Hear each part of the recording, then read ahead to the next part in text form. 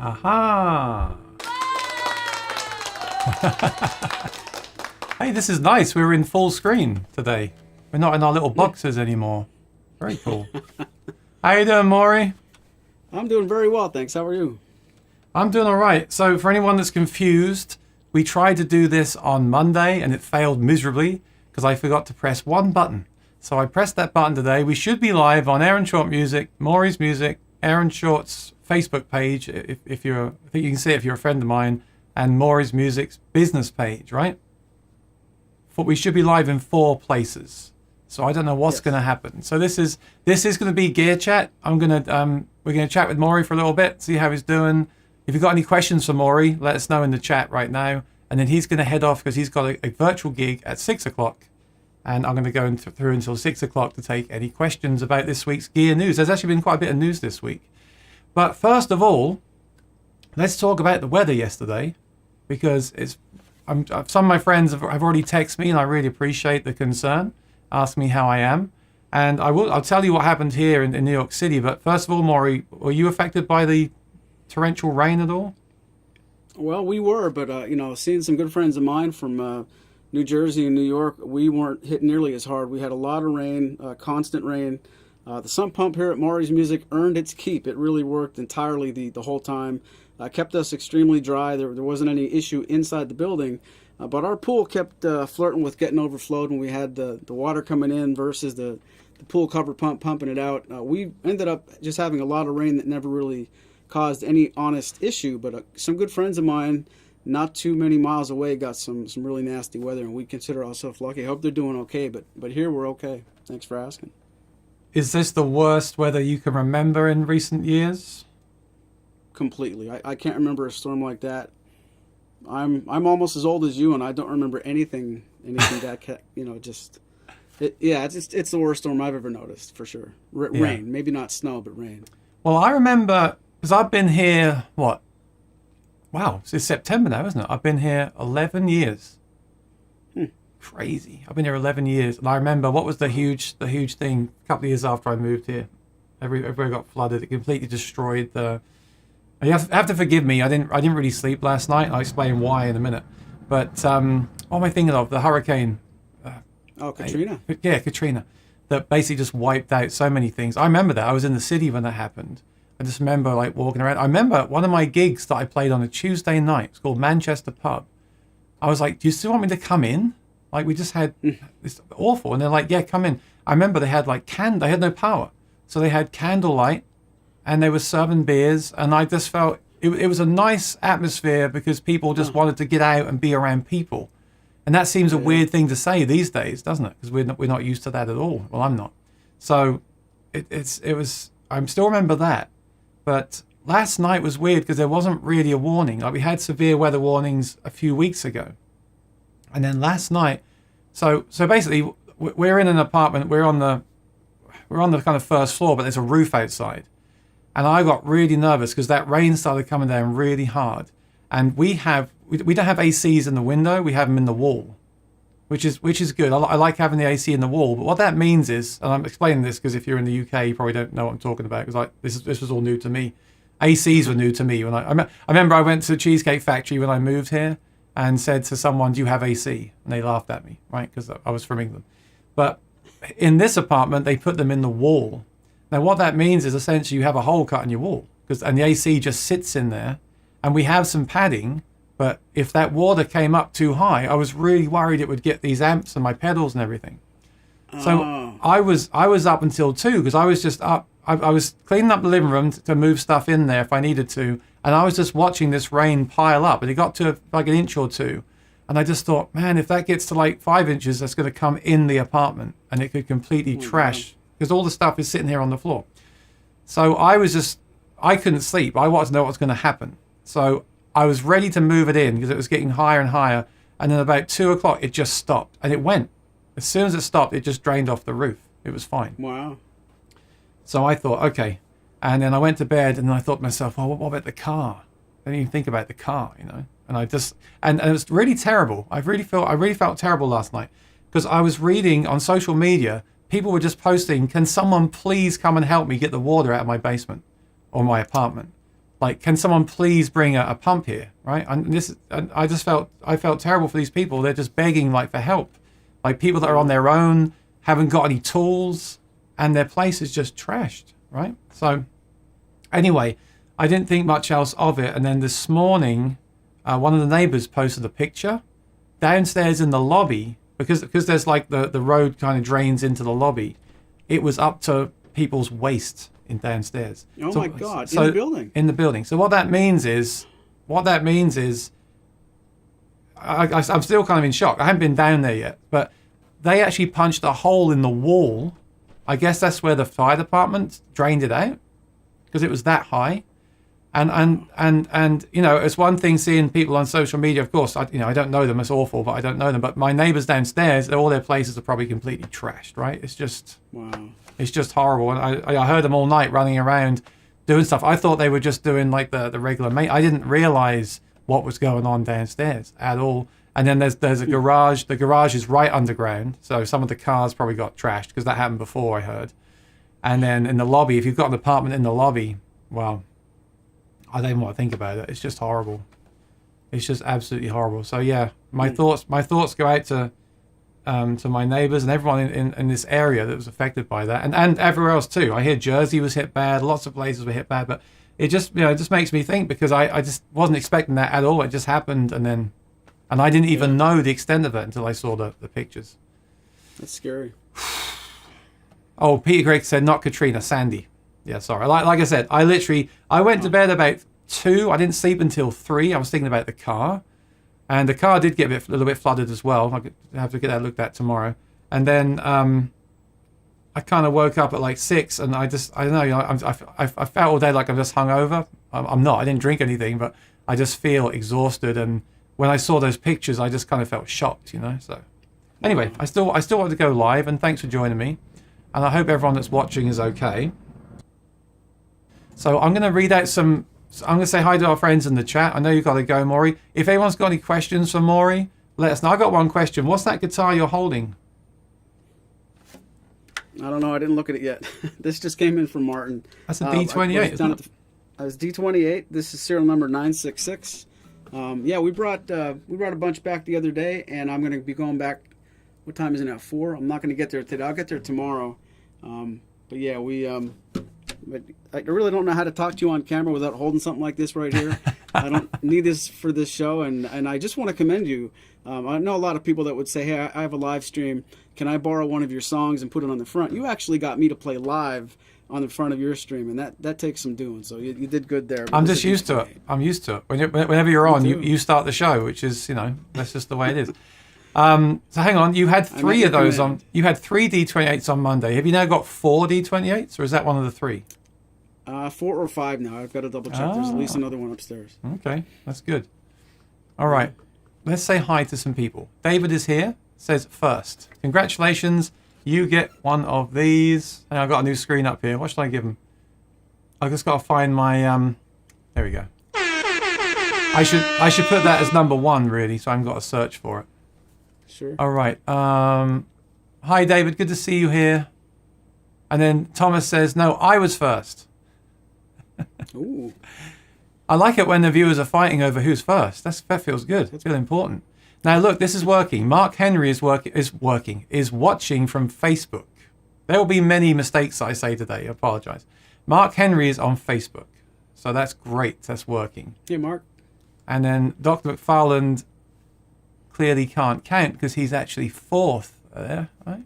Or can I not count? Yeah, you're 4th, Dr. McFarland, but no, I'm not counting, don't worry. I'm glad you're here. David says, will let Aaron Short decide? I think David was first. Yeah, you get the air horn for being first. He's laughing about it. That's okay. I've got an article sent from Kyle. Kyle's also on Facebook. This is good. I'm glad we're on Facebook as well. Watch out. Yeah, but watch out for him. He's a good friend of mine. That could be a trap.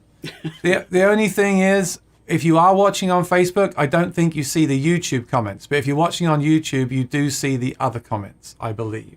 It's like I'm looking over here. I will guarantee, without even talking to anybody else in this chat, Kyle is the funniest MFer in this chat. And even if that link he gave you isn't appropriate, it's probably going to be good. So. Oh, actually, on your channel, I don't see the other chat. Let me go to my channel. Oh. The best place to watch my streams is obviously is still my YouTube channel because everything's there.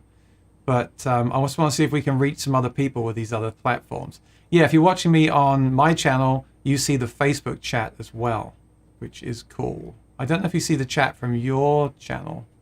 No, you don't. So I thought it was actually going to curate everything together on everything, but it doesn't do that. I would have to show the chat on the screen, like put my window, actually share it on the screen so everyone can read everything. So Sure. if you want to chat along, when I'm broadcasting, my channel is still the best place to do it because you see all of the chat. But this could be cool, Maury. I thought we could do something like a concert or something, and if there's like 4 of us, it could go to all our things at the same time, and then we might catch some other people that wouldn't normally know we're on.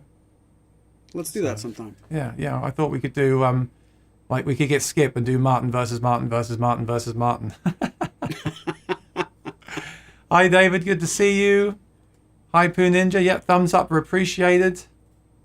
Thomas is in Brisbane. Dr. McFarlane says it's not Monday. Did you not know? I go live on Thursdays now, Dr. You're not paying attention, Dr. McFarlane. It's Monday at 4 with Martin Focused. Thursday at 4, it's News of the Week and General Gear Chat. And then Sunday at 4 p.m. EST is the concert. One button is very important. Oh, Paul's here. Paul is from Mission Engineering, creator of Fine Pedals. Definitely live on Facebook. I'm on. Great. Like I said, if you're listening along while you're doing other stuff on Facebook, that's great. But you're just not going to see the chat, which is could be a problem. Martin of the Month Club, like Gamefly. Only they're still okay. Don't mention that. Don't mention that. My Martin guitar subscription plan idea. Peter Gregg says, am I in danger? No, Peter, I'm not in danger, but thank you for asking. I was worried that I would be, and I think a lot of my neighbors are, but I'm fine. Thank you. Hey, Peter. David says, I won fair and square. Yes, you did. I already told you, David. Don't worry. You are the winner. I mean, we're all winners here, but you were first on the chat. Blink if you need assistance. What, from Maury? Maybe. Oh, it did work. Oh, I can see this. Hi from Maury's page. Okay, I can see everything. I can see all the comments from every platform. But whatever platform you're watching on, unless it's my channel, you can't see everything. So Gotcha. We could do that, Maury. I could put I could actually put the chat on the screen as a graphic, like an overlay, and then everyone could follow along wherever they are. That's how you would get around that. So there's a way around that. So am I supposed to blink if I'm under duress? Is that what you guys are saying? You're always blinking like that. Lee says, hi guys, how you doing both? I think we're doing well. Clayton's here, really pumping out live streams. I am. I had a special guest on Tuesday as well. I think I have a special guest next Wednesday, Clayton, and I think they, is all I'll say for now, might be a guitar builder. So you might want to tune in if you can. That Clayton Ayers, that sounds familiar. Was I supposed to promote some kind of show tonight at 6 p.m.? I've already done it. Martin versus Martin, 6 p.m. on Maury's Music's Facebook page. That's right. But you can do it Me again. and that guy. I want to get Clayton back sometime, actually. Get an update on the factory. I must get him on again soon. Jack says hi. Hi, Jack. Paul's talking about the climate change. Yeah, like I said, though, even since I've been here, we had that other terrible thing before as well. So I don't know, but it was just awful. Rosanna, hi, Aaron and Maury. Hope you're both doing okay. Good to see you, Rosanna. Sandy, yeah, sorry, I couldn't think. Thanks, Dan. That's my bad, too. Yeah, that was Dan. Maury said that, but I couldn't think either. I've just got lack of sleep. Hello, Aaron and Maury from Steve Smith. Ricardo says, hey guys, got me at a bad time again. I had some guitar drama this week, but all ended well. Ended up with a Santa Cruz H13. That's a good drama. Yeah, I was going to say, what kind of drama is that, Ricardo? Couldn't get 2 of them. I don't think I've played a Santa Cruz, and definitely not an H13, but I hear they're excellent. They're like boutique, right? So I must check those out. My pal Marshall has a nice one. Sure, I've seen them, but I haven't ever actually. I don't think I've played one, not to any great extent. Yes, Peter, thank you. Yes, thank you. How to check if it's Monday? Hi, Aaron and Maury. Everyone's confused. I've been doing this stream. Oh no, because Maury's here. That's why. I've been doing this for. I was going to say I've been doing this for weeks now, but Maury's not usually here. Yeah, we wanted to test out. Jealous of me kick me out here at any time you want now, because I got stuff going on anyway. Yeah, Maury's got to go. So I tell you what, quick thanks for testing that. Quick plug for Maury. I'm going till 6, and then Maury's going live on Maury's Music Facebook page. They're playing cover songs and taking requests. And then Maury, we will see you not on Monday, but Spoon Phillips will be here. I won't see you again until the week after. So I'm glad we got this extra time together. Sure. Have a great holiday weekend, and my best to everybody in New York. And you and Spooner are just going to kill it. I could feel it. So. Yeah. I'm looking forward to that. All right. Thanks, buddy. I'll talk to you soon. All right. Thank you. Thanks, everyone. Right. Have a great gig. Be well. Thank you. Later. Okay. All right. I'm just going to go through the chat, and then we'll do the news of the week. And then I'll take any questions anyone's got. There's a few topics I want to talk about today. Ricardo says, order the CEO 7 originally, but it had issues that weren't mentioned beforehand. Ooh. Now, give me more information on that, Ricardo. Where did you order it from, and what were the issues? Jack says, 77 and dry, golfing weather. Yeah, it's kind of eerie here, because outside it's really sunny and nice and pleasant today.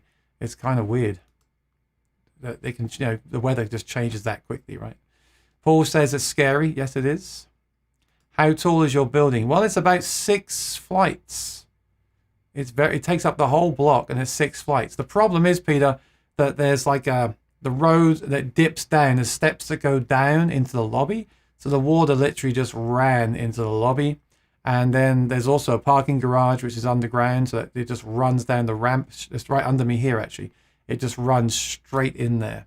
So I hope no one's cars got destroyed as well. I believe that happened the last time it rained like that too. David says, how do you get the guitar sound into the stream? Is it a microphone, or are you jacked into a mixer? So for me, I usually go direct, David, because I like to have pedals for loops and things like that. Maury has 2 mics. And if you look on my channel, there is a video we made about how we live stream. And he has a shotgun mic up here and a small condenser down here, and he blends the two together. And that's a great sound. I've always said that I didn't really know the sound of a mic'd acoustic until we started doing the live streams. Now I'm really used to that sound, of course. Alex, they were talking about the weather now. Alex said, flooding looked crazy. Never seen anything like it before in New York. Last time can remember is post-Katrina. Hopefully everyone is okay. Yeah, like I said, sadly, I know some of my neighbors are not okay. Some were hit really hard, and some worse than that. So I feel bad for them. And it was so sad last night to see people ask for help on Facebook, because I can't. They need the pumps and everything, and everyone that owns the pumps was already pumping water out. Yeah, it's horrible. Thank you, Rosanna. Yep, horrible. Surprised you so. Yeah, I am too. They turned off the hot water and left the power on. We lost internet, of course. That came back. They fixed that. I don't know why they left the power on. I thought they would have turned everything off, but I'm sure. I'm sure they know what they're doing. Terrible what happened. Glad to see you're okay. Philly also. Yep. Not just New York City. And Sandy. Yep. Yeah, I remember that vividly. Patsy's watching from Suffolk, UK. Mark says, thanks for shipping out my guitar, Maury. Congrats, Mark. What did you get, Mark? And if you want to send I've moved my screen around, so I've got to find my things.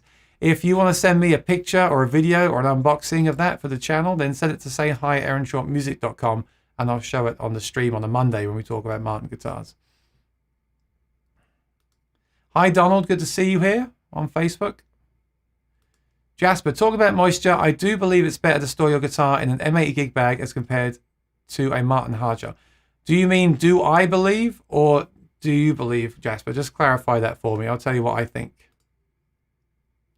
I probably don't want to be first. Heather won't understand if I say that Aaron gave me the horn. There you go. You can have 2 of them. Clicked on more. Yeah, it worked. That worked. I'm not sure how useful that feature is if we don't get all the chats together.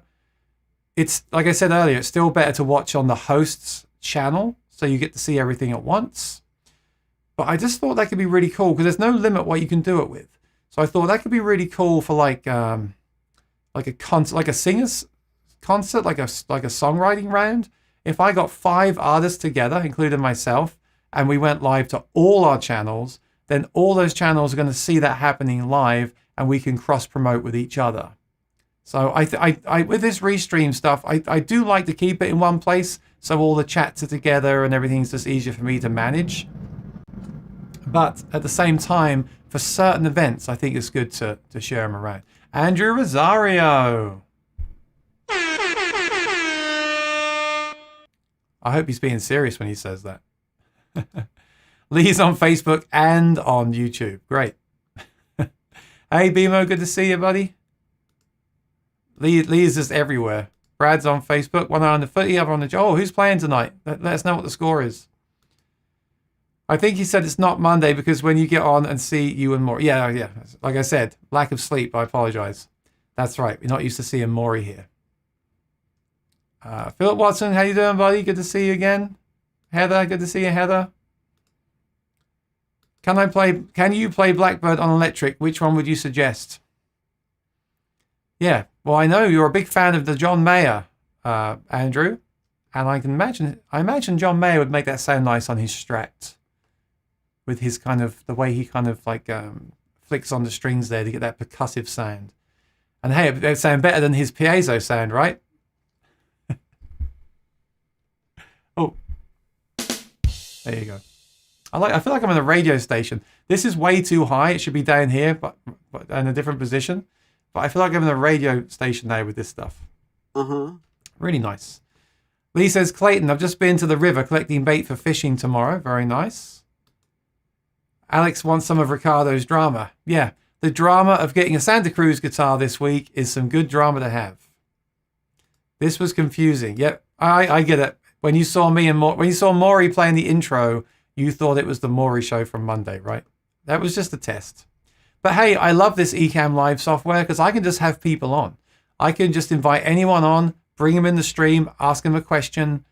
Obviously, there's things you need like headphones. If you wear headphones and you have to use Google Chrome, but someone can just jump on, and if there's a topic they want to discuss with me, we can discuss it on live. I like that too. Charles is working. That's fine, Charles. We got to work, right? See you later. Yeah, Maury will take over at 6 p.m. on his Facebook page. Now, I don't know if you're asking me or Maury this question, so please clarify. Donald says, I ordered a Martin 0018 from Maury's. Great service. When did you order that, Donald? Was that recently? Because he showed one off on Monday. Is that the one that you ordered? And once again, the address is on the screen. It's really great if you send me some stuff that I can show on the stream, right? If you can send me some pictures, or if you just send a video, maybe unboxing it. If you've got the Soundhole sniffer mug like this, you could send me a video of you drinking from it like that. Cheers, everybody.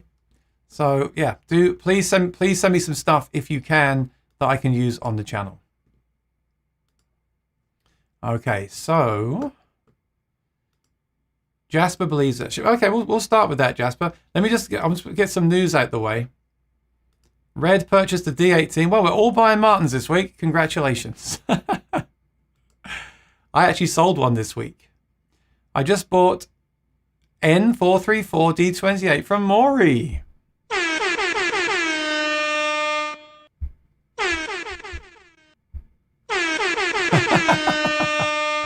Well, Philip Watson, you know what you've got to do? You've got to send me another video of this guitar. Congratulations. So the N434, that was on his website. I remember. I think I told you about that, right, on Monday. And then he played it for you and you purchased it. Congratulations. My collection will be complete. Are you sure? Are you sure a guitar collection is ever complete? Because I do believe that the formula for a completed guitar collection is infinity plus 1. And I'm not great at formulas and things. I could be wrong. Do you agree with that? Congrats, buddy. I'm sure you'll love it.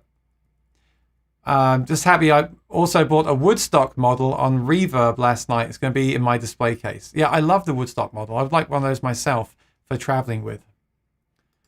England are beating Hungary 3-0. I can't believe that. Really? Why didn't they do that a few months ago when we needed them to? How many guitars do I have? Do you want me to count them? I've got about 20 on the rack, but 3 of those are not mine. And I just sold one. So yeah, around 15. But I'm actually thinking about selling some more because some of the guitars, I've got like the cheaper Yamaha that I bought to review on the channel and do some testing with. I think I'm going to sell that. I've also got a Yamaha electric that I got to review as well. I got those on sale. I think I'm going to sell that. And there's a couple of other things. I mean, obviously with the channel, there's other guitars I want to get in to review, but I've actually got some other stuff to review before guitars. So I really got to catch up with some videos. But yeah, the gear for me is ever changing because I have that thought of I want to have the stuff to review and make content on. But then lately, now the gigs are starting to come back very slowly. I'm now in that mindset of what do I want for the gig? What guitar am I actually going to take for the gig? And that's a very different question, I find. I'm finding now my headspace is streaming, reviewing, or demoing, or whatever you want to call it on YouTube, and then the actual gig. And, you know, I really started my channel to talk about using the gear at gigs. So I feel like that's really important. And I think I might even make that into its own video. I was thinking that the other day. So I'm going to be playing in bars again, I presume, very soon. What pedal will I take? What guitar will I take? What bag even will I take? Because if these things matter if you're taking the subway, taking public transport. I can't take the full rig to those things. So that's just an idea. Let me know if you think that'd be interesting. Lee's got the right answer. You can never have enough guitars until you can't open the door anymore, I guess. The one he played on Monday. That's great. I'm really happy for you, Phil. That's a great guitar. It sounded great on the stream. If you know how many guitars you have, then you don't have enough. I'll bet money you'll eventually sell your 0018 because deep down you're a Rosewood person. So I was supposed to make that review today of the pickup. I really bought that guitar used to have the pickup installed, make the review, and then sell it on. That's why I bought it, right? I can't keep everything. I also want to review the guitar as a guitar as well. I do like smaller body guitars, and I like the mahogany thing. It has a drier sound. I think it'd be great for recording. And those mahogany guitars are so light, which some people must really like. But yeah, I do keep coming back to the Rosewood. You know, with Rosewood, sometimes there's some kind of harsh overtones that kind of bug me a bit. But it also has this really just more luscious and powerful and rich tone, where for me the mahogany is kind of drier and plainer. So I don't think, like I said, I can't keep everything anyway, right? I really got that guitar to review the pickup. What I'll have to do is find someone that wants that pickup. It's the Dazzo pickup. So I'm gonna have to find someone that wants to buy a 0018 with a Dazzo and sell that on, and I can put that back into something else. Oh, I see. So Red, yeah, so I actually owned a D18 from Sweetwater a couple of years ago, and I unboxed it. That video did really well, and Red said he watched my review of it. So it was kind of a review. It was like an unboxing. What's it like out of the box? Things like that, and that made it in mind. You know, don't get me wrong. They're great guitars. If I had the space, I would definitely own a Rosewood and a Mahogany Dread and a Rosewood Mahogany OM. I feel like that's a good thing to have, especially if you record things like that. But at the same time, you know, we all need what we need for what we do, right? So what I do is I perform. So I really need guitars with pickups, really good pickup systems. That's why I play the Cole Clarks and the Maitons and those guitars. I need guitars with pickup systems that I can plug in and use at live gigs. And also, now I'm streaming since last year, I need guitars that I can stream, maybe sometimes mic up and stream and record cover songs and things like that. So it's not really a case of, like Monday, I was just kidding around with Kooky on the stream saying that, well, Rosewood is much better than Mahogany. I don't really feel like that. I think they're quite different. I think they've both got purposes. I think, yeah, if you said to me you can only have one, an OM28 or a Mahogany version, I would definitely say, or let's say that's a bad example, a D18 or an HD28 or D28. I would definitely choose the Rosewood. And the interesting thing is, I always ask this question: is it because I'm more used to that? Is that because my first guitar was a Rosewood Taylor with a Sitka top? Is the reason I used to think I preferred the 1 3/4 inch nut width because my guitar had that, and then the narrow nut felt different? Or is it that I really prefer those things? I don't know. Hector, good to see you, buddy. that's a little joke we have. I used to play at a venue where Hector worked, and every time he saw me, he said, play Despacito. And to be fair, I did play the intro to it every time. I just didn't sing it. All right, let me tell you about the news this week. There's been some really interesting news. First of all, that's the low-flying airplane. First of all, the Fractal have released the FM9. I don't think I mentioned this last week. 4-0 to England. 4-0 to England, Brad Bradstock. That's amazing. Okay, here's the thing with Fractal. Great quality pedals, great sound effects, everything's great. I had the FM3 and I sold it. The way they had their products is they released the Fractal rack unit and you had to buy an optional foot pedal, which had either 6 buttons or 12 buttons, I believe. And that's cool. That's really powerful. It's got loads of inputs, a mic input. It's a great unit. And they also released the FM3 shortly after. And the FM3 I thought was cool because it was small, but it only had 3 foot switches. And these 3 foot switches are interesting because you can do things like a long press and stuff like that. So it's more useful than some of the other products. Like the HX Stomp is just a press. They have like a long press and different options on the FM3, but still only 3 buttons. I never thought 3 buttons was enough. And some of the sounds were good, but the interface was not very enjoyable for me either. It's great with the software editor, but not great on the device. So I decided to sell it. Again, I just don't want stuff here that I'm not using because I need to get some new mics and things. I'm still got these road trips planned. I want to go to Fishman and make some on location videos. So I sold that on while I still could. And then they announced the FM9. And I thought, well, this is interesting because now you've got the 9 switches for a bit of slightly larger size.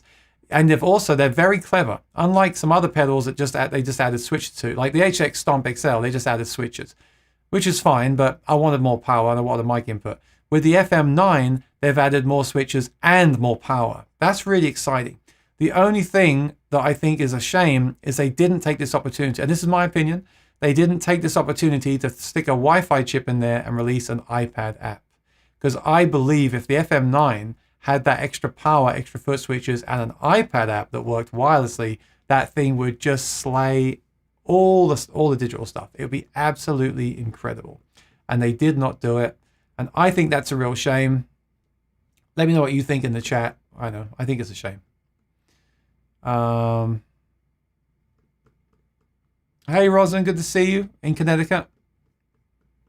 Yeah, so please, if you got a lot of people bought guitars this week. If you got pictures or videos of your guitars, please send them to me for the stream, and I will show it on a Monday. Okay.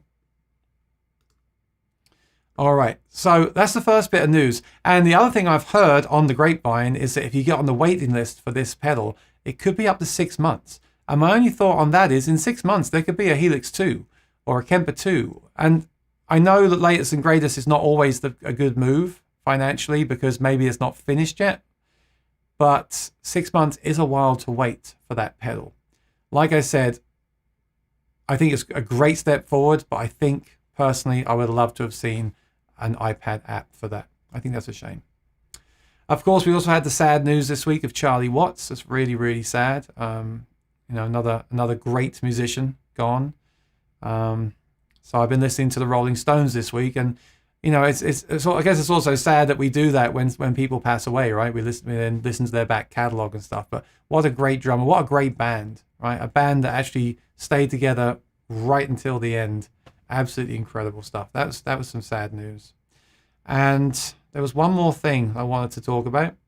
Oh yeah, so it's been made news that Surak is taking a bit of a back seat at Sweetwater. So I had him on the channel last year during the lockdown, and it was such a great interview. Check it out later if you want to. What a great guy. Built this company up, built other companies up, invested in the town, just changed everything there. And he said last year he was even packing boxes during the busy times. I mean, really iconic and respectable guy. And he's decided to step down. So I don't know how I feel about this. Of course, when these people step down, the first thought is fear and sadness. It's a bit like when Martin announced that Chris Martin would be taking a bit of a backseat too. Not sure if that's the right phrase, but you know what I'm saying. Of course, our first thought is, well, my first thought, I won't speak for you. My first thought is, I don't like change. what's going to happen, and I see it as a bit of a negative. But you have to just wait and see. I mean, with Chuck, you know, we all need to do new things. He's got other businesses. He's got a car business and other businesses. I think he wants to work more on and helping the town and his other businesses. He's still going to have a 49% share at Sweetwater and be on the board. So hopefully nothing will change. Hopefully things will get better, right? I'm trying to be optimistic. That's such an incredible, well-oiled machine that I can't really see anything happening. I think people are worried because this is what happened at Guitar Center. But I don't know if Guitar Center was ever what Sweetwater is. Again, let me know what you think in the chat about that. But he's just incredible, as is Chris Martin. And we all need new things, right? We all need new stuff. So I'm still undecided, and I'll just wait and see what happens. Bill says, hi, Aaron. Speaking of pedals, still waiting on your show on pedal board setup for acoustic guitars, basic pedals. Yeah, I'm sorry, Bill. The truth is, I'm just way behind on videos. Like I said, I was meant to make 2 today and yesterday, but I couldn't because of the situation here. I've still got a few videos to catch up on. So, I mean, I tell you what, though, the reason I'm going live is to address this stuff as well as the recorded videos, because it's very easy for me just to get to chat. I know I can't demo the stuff like this, but it's nice that we can just chat about it as well. So you're saying a show on pedal board for acoustic guitars, basic pedals. So let's talk about that right now, Bill. What do you need as an acoustic player? Now, I sing and play, so I want vocal effects and guitar effects. You haven't said that you sing, so if you're just playing acoustic, what are the pedals that you need? And feel free to add in the chat if I miss anything. For me, these are my essential pedals for playing a gig. Number 1 is a tuning pedal, a guitar tuner. Some people will disagree with me on this. Let me know in the chat if you disagree. For me, the tuner is the most important thing. And I know that some people can tune by ear. Some people's guitars stay in tune absolutely fine. For me, I want to be able to press a button on the floor. It kills the sound, and I can tune with a very accurate tuner. And that is why I recommend the Peterson Strobo Stomp HD. It's well built. It's got updatable firmware. It's got a huge screen, and it's really, really, really accurate. I love that thing. So if I was building a board right now, the first thing I'd put on there would be a Peterson strobe tuner, the new one that looks really cool. I've reviewed it on the channel. That's the first thing. And you put that first. And the reason is you want your guitar to hit that first because it's detecting the tuning, and therefore you don't want stuff in front of it that might color the sound and change the way it detects the tuning. So a strobe tuner is my very first choice. Other pedals you might need. You're probably going to need a reverb pedal. Now, some mixers have reverb built in, so that might not be required. I like to have a reverb pedal simply because some mixers may not have it, or you might want more at times. So if you just get a really cool little reverb pedal, I like the Hall of Fame Mini, but there's a bunch of really good ones now. I really like the look. If you want to go high end, I really like the look of the new Apollo effects pedals, because I love Apollo stuff. Is just excellent. It's so good. So I've got the Twin here. I've got the Oxbox. And they're just amazing. I love it. So if I would get that, if you really want to go high end, I would get the Apollo reverb pedal they just released. I haven't tried one, but I just love their stuff. So that's the reverb. Now, delay is optional. They also make a delay pedal. And tap tempo for me is essential. So you can tap on it and it will put it in sync with what you're playing. Aside from that, now we're just getting into personal choice, really. I mean, some people like chorus. I reviewed the LR Baggs chorus pedal, which I really liked, but I'm not a big fan of chorus. I may or may not have that. I always like a clean boost. So what this is it just makes your level louder. And I put that at the end of the chain, because if you put it at the front, it will also push the level into the other pedals. So I put that at the end, and it just makes everything louder, basically. And I usually set that between 3 and 5 or 6 dB, depending on the guitar and where I'm playing. For me, a clean boost is really important. And one of those would be, it's on my board, I can't think what it's called. I can't think. And the problem is they just changed it, and I don't like the new version anyway. If anyone thinks of a good clean boost, let me know. But a clean boost, all a clean boost has got to be is I mean, it's got no sound. It just makes everything louder. So you can use any clean boost, right? A lot of companies make, like this, I think TC make the Spark pedal. And then I have to have a looper. And for a looper, I would recommend the RC500. Really great looper pedal with 2 tracks, and you can load tracks in as well. If you want to go smaller, the Ditto ×2 is very easy, very simple, but doesn't have the tracks in there. So that would be my board. I would get a smallish board that fit those pedals, and I stick them on there with Velcro. I would get something like a Fender. Fender just released a really nice power supply. I would get that. Check out their website. They just released them. There's like a 3, a 5, a 10, different sizes.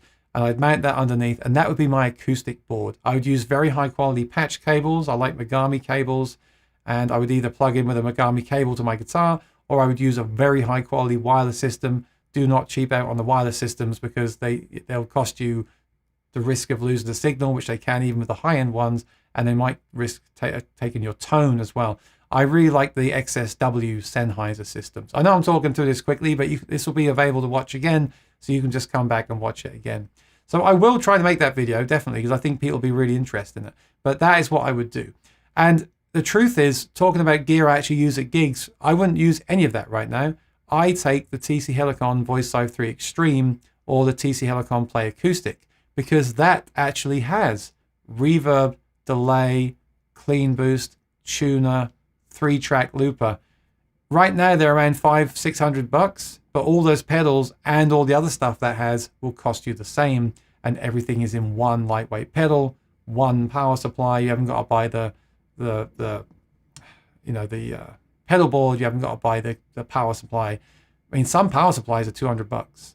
So if you sing, my advice really is, if you sing and play acoustic guitar, the Play Acoustic or the Voice Live 3. The Voice Live 3 Extreme, if you want to go a bit more adventurous, or the Play Acoustic, if you just want real simple, is the way forward. And also the optional Switch 6 pedal, which gives you 6 more programmable buttons. So that's what I would do. Oh, there's one more. The T-Rex Soulmate Acoustic also has all those things with no vocal effects, and that's a very good pedal too. But yeah, for me as a singer, people were talking about this on Acoustic Guitar Forum the other day about the TC stuff. It's just, for me, there is just nothing better than that stuff. It's so good. So I hope that helps. Let me know if that helped you out. And if you've got any more questions, feel free to ask me. Alex says, I've heard nothing but good things about Sweetwater and nothing but mixed things about Guitar Center. I have only ordered a few things from each.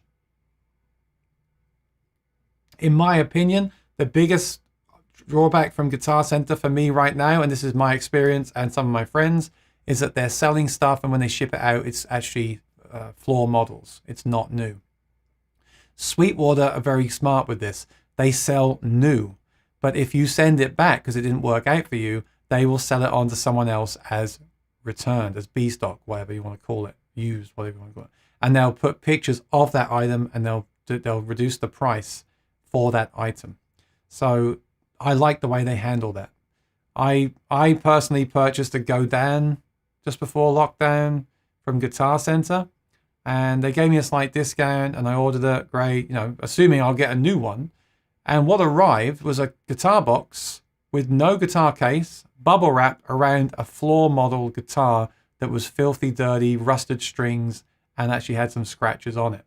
And since that happened, of course they gave me a full refund, that's great, but since that happened, I've heard of several other people, including a good friend of mine recently who was looking for an Epiphone Hummingbird.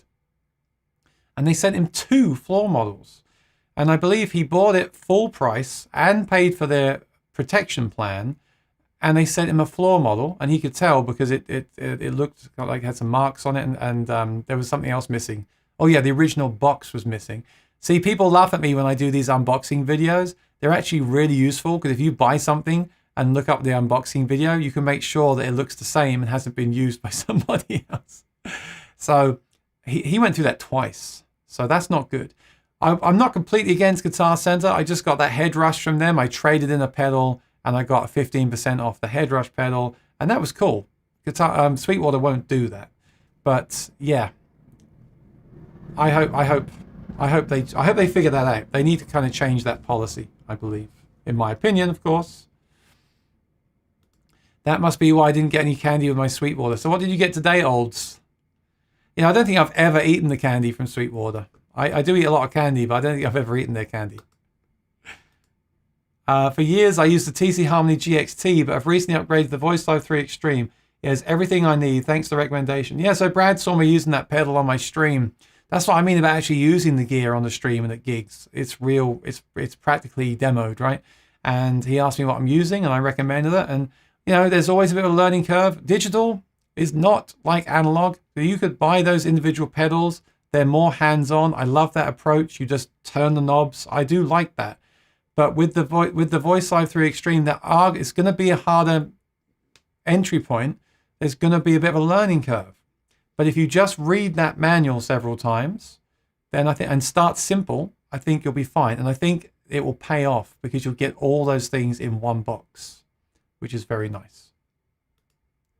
Bill says, I have in order a tuner. Okay, so you've got a tuner, then the wah. That's good. So are you using wah on acoustic, reverb, and Electro-Harmonix C9? Not sure my order is right. The C9, what is that? Is that a chorus?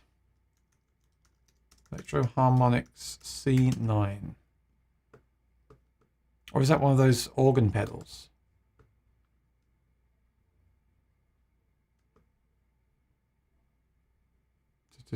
What is it? Oh, organ. Yeah, that's the organ. So the C9 works by tracking your guitar. So I would put that near the front if that was me. I would probably do tuner. Would I do C9 next? Yeah. I think I would do tuner, C9, wah, reverb. And I think everyone should have a looper. Even if you want to just get that mini looper that I reviewed recently from TC, the one button one, because you can store tracks. I love loopers where you can store tracks. You can store tracks on it. You could store some sound effects. You could store something to practice to, and you can also use it as a one button looper. One button loopers are never as good on stage as two because you have to do more tap dancing to use them. But just to have one, a little one on your board, I think is essential. I believe all guitarists should have a simple looper on their board at all times. It has so many uses because you can use it for sound check, you can use it for practicing, you can use it for performance. It's got one of my favorite pedals. Thank you, appreciate it. You're welcome, Bill. Thanks for the question. Griffin Official, what's up, guys? Good to see you here. Greetings from LA. Very cool. I miss going to LA for the NAMM show. Alex says, I'm not shading Guitar Center. Some good deals to be had. Of course, all stores have deals at certain times, right? We've got Labor Day coming up on Monday. So all stores have deals at different times. It's good to watch out for all of them. But of course, like everything else, no store is perfect either. I've heard many stories like yours. Yeah, just recently there's been a lot of those stories. I think that's their new model, and I don't like it myself, and I think they should look into changing that around. But don't forget, they do things like rentals as well, which is useful. Obviously, I don't believe you can rent from Sweetwater, so that's cool. Watched my M36 video this morning. Was that the one with Maury? This is Jasper. I have never had the chance to play on. The only guitars I've had a chance to play that sounded better than my $115 Ibanez over the past half a decade were Yari and D28. The D28 was the only one I felt would be worth the price. It sounded like I could hear the entire snap in every string. I play with my fingers mostly, like the guitars and echo chamber.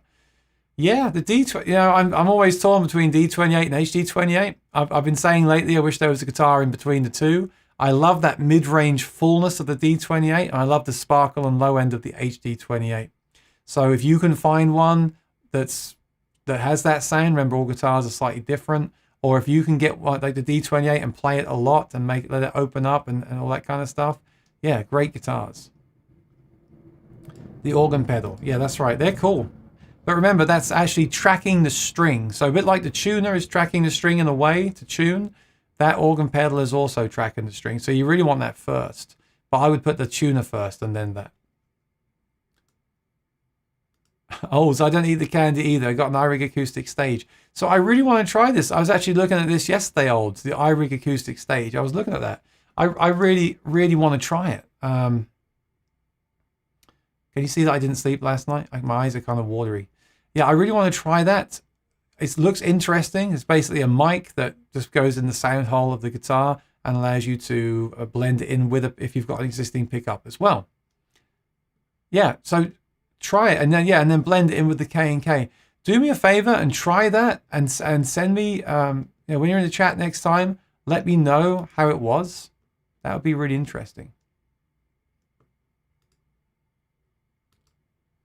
Okay, so Jasper's other question, and we spoke about this on Tuesday, I believe, the whole thing of humidifying your guitar, and this is really important because we're already in September, October, November, December. We're going to start thinking about this even more. Well, I am. Obviously, it depends where you live and the weather.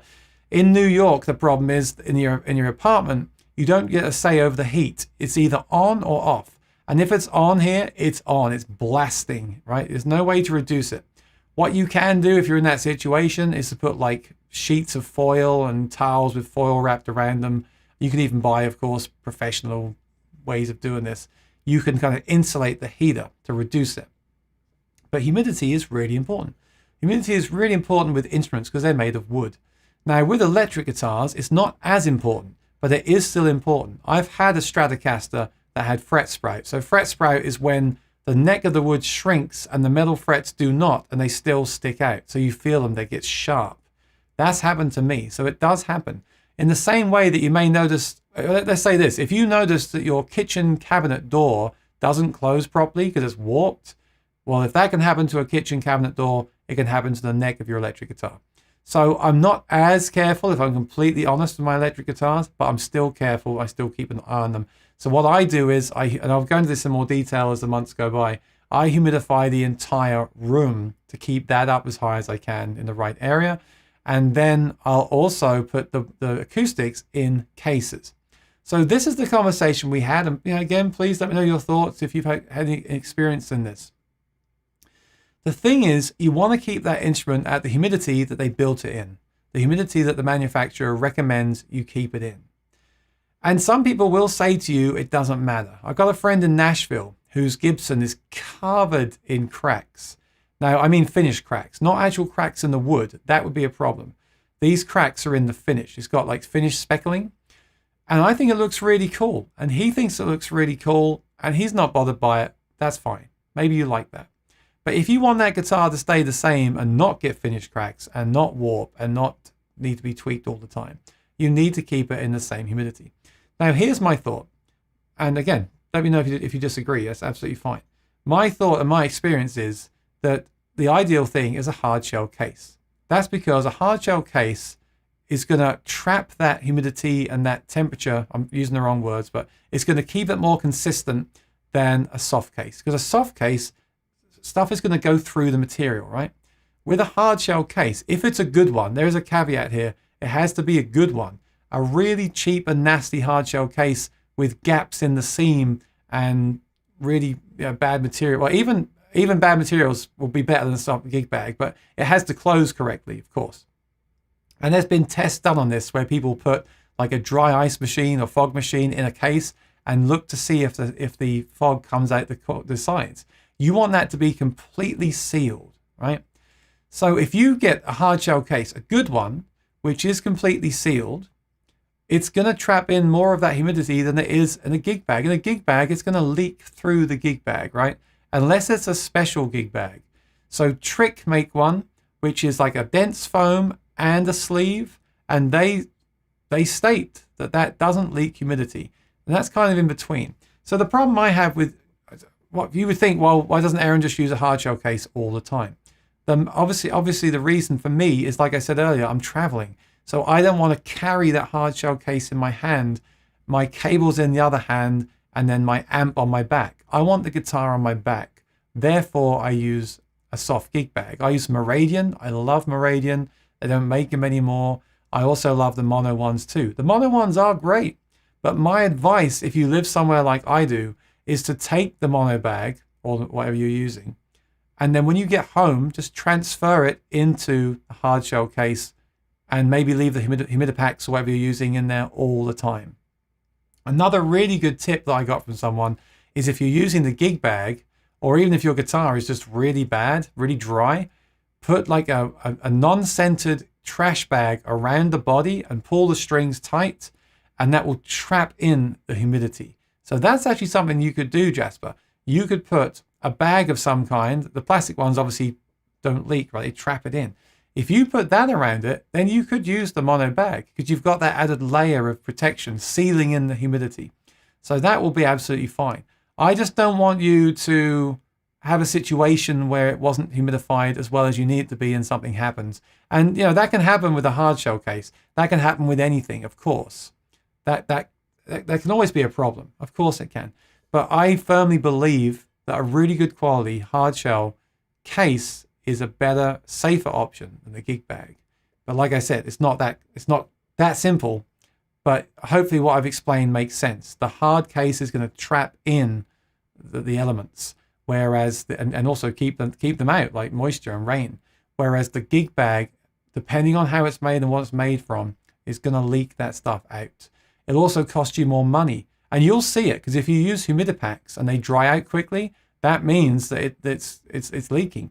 If you use a hard shell case, you may see those humidipacks last longer. Maybe you just change them once per season. Maybe not at all. Perhaps one will last the whole season.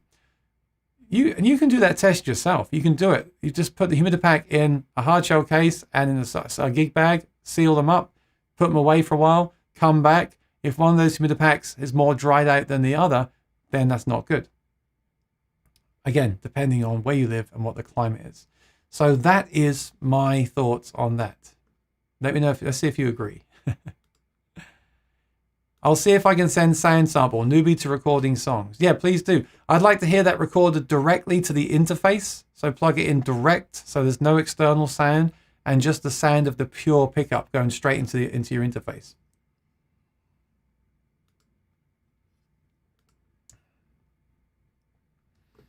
Jasper says, thank you. Do you recommend that D28 or HD28 for a player that does not strum with plectrums often? I mostly play fingerstyle, but love the way D28 sounded. I played different 28 recently, however.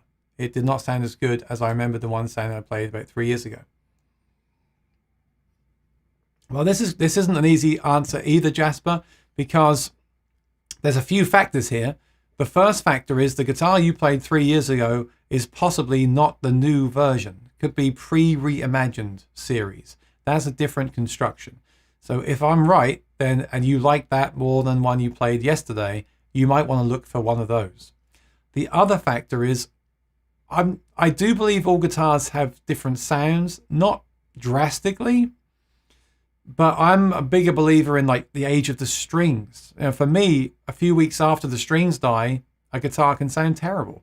So if you're the kind of person who sweat ages strings quickly, or not even you, the person that played it before you in a store, maybe those strings are dead and therefore that guitar does not sound as good as the other one. So you have to kind of figure that out first of all. And then more of a generic question or answer of which one is more suitable for fingerstyle. And a lot of that just comes down to personal choice. Because I could argue that the extra mid-range of the D28 is going to have more of a fullness to the notes. But then again, that scooped sound that you get from the HD when they scallop the bracing will give you more sparkle and low end. So that really depends on you. If you like sparkle and low end, the HD28, and I'm a huge fan of HD28s. If you like mid-range, the D28 definitely has more of a full mid-range. That's really up to you to listen to the comparison I made on the channel, other people's comparisons, and play them both back to back and really think, what sound am I looking for? I wish I had if you really push me for an answer, I will always go for the HD28 over the D28 just because I had one for years and I always loved them. But the D28 is definitely worth considering. It's not an obvious choice. But I see the D28 as more suited towards lead players and bluegrass. Fingerstyle, some people would say get an OM28 for fingerstyle. The dreads can work well for fingerstyle, but I believe it's a very personal choice. You can play it on either. There's no right or wrong choice. I would probably go for the HD28, but if you think there's too much low end there, then the D28 is the way to go. I hope my answers make sense today. Even here in the UK, humidity can be an issue with heating on the winter. Yeah, I never had a problem in the UK, Lee, but a friend of mine in London had a Martin explode because of humidity. It wasn't humidified correctly. But again, a lot of that comes down to you and where you live and your house and where you store it and the case you store it in. Just because his guitar broke in his flat in London, I never had a problem and I never humidified a single guitar. So that's why you've got to look at where you live. Like, I can give you advice on this apartment and the environment here, and that might be completely different where you are. Even where you store it. Like, never store your guitar next to a radiator. That happened to me once in another apartment. I had it in the living room, fairly close to this huge radiator, and of course it got to that time of the year, they turned it on and it just went blast. And it's the change, that's the problem with heat, it's that drastic change. So it just blasted and it just cracked. And these things can be fixed, but it's just annoying, and in New York it's expensive to fix these things. So I hope that helped you. A D41, I probably always go for the D41. Some may say it's more of a visual thing. I really like the D42, and the one I did play had a more of a ring to it, which I really liked. Again, was it that guitar? I don't know. I'll tell you this though, Jasper, if you ever play a guitar and just really connect with it and really love it, then consider getting it, because that doesn't always happen. It doesn't always happen. Yeah, for me, if you had the funds, it'd be the D41, honestly. Speaking of finished cracking, I noticed on the Martin site all the new 000 and D28 Custom Shop 1937 guitars. You can get them with stage 1, lightly aged finished. They have light cracking and crazy. So let's talk about this. What do you feel about this? Is this good or bad? When you buy a Fender Strat and they relic it, what's it called, relicking, right? And you can get like Closet Classic, Heavy Relic, Medium Relic. Do you like that? Do you like buying a guitar that's been relicked and aged by Fender? Or would you rather get a fresh guitar and have that happen yourself? And now Martin are doing it too. They're not calling it relicking, they're calling it aging. So would you buy a Martin that was 1937 spec and looked brand new from the factory? Or would you buy one that they artificially aged? Now, they do it very well. It looks very authentic. That's why they call it the authentic. But how do you feel about that? And I'll let you talk about that before I give my opinion. They are olds, but I believe that shops like Maury can still get the authentic guitars, which are similar. He just can't make like a specific version of that where other dealers can. They're certainly cool guitars, and I want to check some out at some point. This is why I mentioned the M36, because I'm not sure if that'd be better since I play fingerstyle. I've played a couple of M36s. I just never gelled with them, and I really wanted to. Maybe I wanted to too much, but there's a couple of things that I personally don't like about them. I'm not a big fan of the binding. I don't like the white binding on the neck, and I don't like the big tuners they use. I like vintage style open tuners. And so straight away, I'm on a bit of a negative there. And then sound wise, yeah, it's kind of in between, isn't it? It's not an OM, it's not a Dread, it's got its own sound. But I never really connected with it. I think, and I know I'm boring to say this, the OM28 and the HD28 or the D42 is what I would do. And that's an incredibly safe and boring answer. But like I said, you can't take my word for it, Jasper. You have to listen to the videos we made with Maury. Really listen with headphones in high quality and think, what do I think of this sound? And then go to the OM28 video and compare them. Which one do I prefer? Okay, I like the M36. Then if you can, play one and see how it feels as well. But I just feel like you're asking me for my opinion, and I don't want to be on the fence. So I personally would get an OM28 or a D42. Gershwin fan, what would be your advice for a nylon fusion guitar to play Jerry Reed type songs? Would like a radius neck, reduced nut, even reduced scale if possible, and good electronics. Oh, that's a tough one. You mean like they used to have the Chet Atkins Gibson guitar, right? The SST. I would get one of those. The problem I have with a lot of those guitars is the pickup systems. They're just not very good. Well, that's a terrible thing to say. Like the Godin would be interesting. The Godin is cool, but the problem with the Godin is that they just have a basic undersaddle pickup. Now, first I'll jump over and show you something on the web here. Let me see.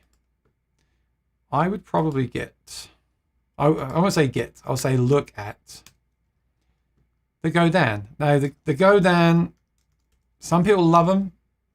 I find they can be a little bit weighty, a bit heavy. but I know a lot of players really love them. And they've done something interesting. They've actually done away, as far as I know, with their MIDI pickups and their basic undersaddle pickups. And they've actually gone to, I think they've gone to LR bags now, but maybe not on the model you're talking about. Let me take a look. And tell me if I'm wrong. I think you're talking about something like this. Oh, hang on. This is the one with the synth access. Let me just bring you onto the screen. Otherwise, you're just watching me hunt for stuff on here. Okay. Do you mean something like this? Like this, the narrow nut, the slim body? I believe this is narrow nut. The slim body, the cutaway, kind of a modern guitar, but with nylon strings. This one does have the synth access. You know, I'm absolutely sure that Godin told me that they're not doing synth access anymore. So I don't understand why this one has it. But there we go. They've got a demo model too. If you want synth access, that's a great way to go. But they've started using the bag system, I know. Let's see here. I feel like what they told me was just not true at all about that model. I think it's definitely the steel string one has the new pickup system.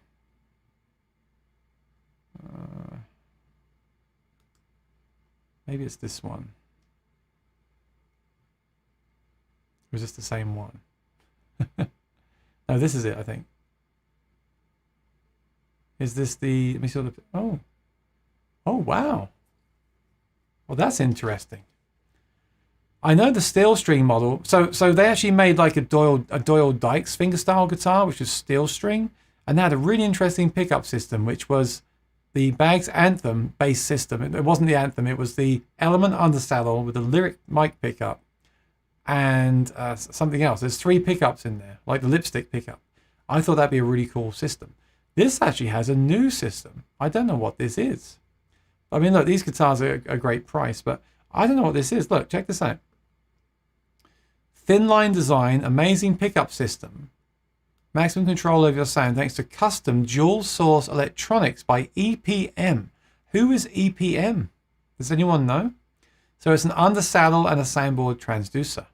Now that sounds cool because they used to just use those individual elements underneath the strings for the synthesizer.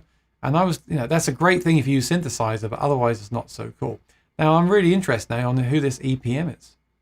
EPM. With a guitar that sounds this good, you need a way to get the tone to your audience. The custom EPM dual source system Godin included is just a ticket to get those sounds out there. The undersaddle and soundboard transducer, which is great by the way. Undersaddle and soundboard transducer is a great way to go. And mic is nice as well, but I'm sure you don't need it for fingerstyle. Making this one a versatile unit with a guitar that is made this well while you trust your tone. I don't know who that is. I don't know who that is. So thanks for bringing it to my attention. I hope that's the guitar you're talking about. Yeah, it might not be that at all. Yeah, let me know in the chat. And let me do some research here. Was it EPM? Let's see who this is. EPM pickup system.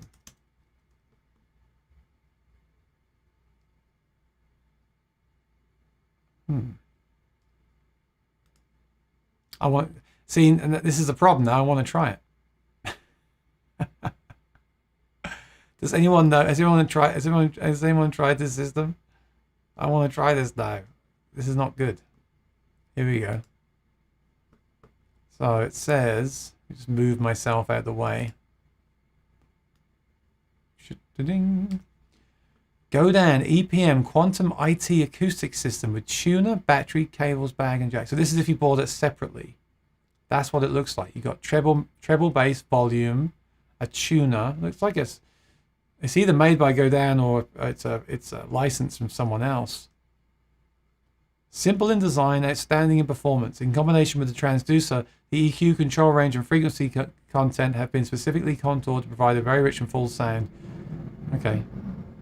And tuner. See, I mentioned the tuner pedal to our friend earlier.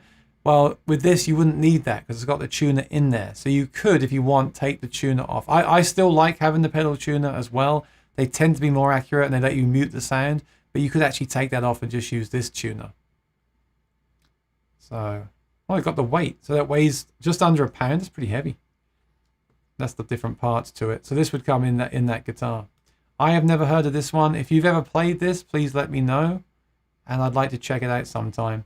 You know, I find with nylon guitars, sometimes just a basic undersaddle can sound really good. So this undersaddle combined with that would be really cool. Now, is that the kind of guitar you were asking me about? Let me just see who actually gave me that question. Gershwin fan. Is that what you meant? Thin body, yes. Now, do you want that thin? Do you want to go that thin and modern? Ah, to the multi, yeah. Well, if you don't want MIDI, that's the guitar I'd seriously consider. Now, the only other thing I might consider is one of those new Yamahas, because they are really cool. Do you know what I'm talking about? There's a new nylon guitar that came out at NAMM last time. Let me just take you over there and show you that. I'm just going to find it. Of course, you could get the silent guitar. Don't overlook the silent guitar. I used mine on stage last week at a wedding because I was singing with a band. I didn't want any feedback or anything like that. And this is the silent guitar. This is uber modern. This is so modern looking. You might just not want that at all. But you know what's great about these? They have very good pickup systems, lots of controls. You can plug in headphones. They pack down to nothing, so you can take them out with you. And also, they will never feed back.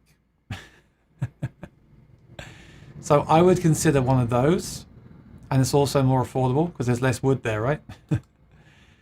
And then they just released a new series, the NTX1. This is worth checking out, I believe. Let me just find it for you. NTX3. This is a bit more higher end. And one of these guitars is a thinner body. It's like a thin line, so you might like it. It's a bit more traditional. You've still got the cutaway. You've got their atmosphere system, which is a very nice system, which I've reviewed on the channel. It's very good. You just can't. I often say I don't really connect with this brand, but you just cannot deny the price and quality. I bet this guitar is phenomenal. If you want it, if this is the shape you're looking for, and I'm not sure if this is the thin body. One of these guitars is the thin body version. It might be this one. They made it to be a bit more modern than the other ones. I think are a fatter body, wider nut. I think this is the thinner nut with a thinner body. You want to confirm that before you buy one. But I mean, just look at the quality for $1,000. Look at the binding. Look at the wood. Look, it's just really, really nice.